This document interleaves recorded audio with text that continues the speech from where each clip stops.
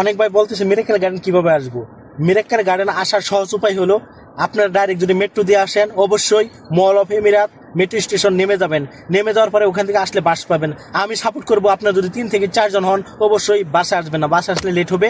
আপনার ট্যাক্সি নেবেন, ট্যাক্সি ভাড়া অনলি 30 টাকা বা 30 দেরহাম আসবে।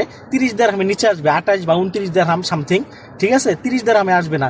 তাই আমি সাপোর্ট করবো আপনারা মল অফ এমিরাত মেট্রো স্টেশন নেমে ওখান থেকে একটা ট্যাক্সি নিয়ে চলে আসবেন। আর যদি একলা হন তাহলে অবশ্যই বাস দিয়ে আসার চেষ্টা করবেন, কারণ 30 টাকা আমাদের অনেকের কাছে অনেক কিছু, 30 দেরহাম, ঠিক আছে? তো এভাবে আসতে পারেন। আর যারা আবুধাবি থেকে আসবেন তারা আপনারা আবুধাবি বাস আছে, বাস থেকে ডাইরেক্ট আপনারা নেমে যাবেন।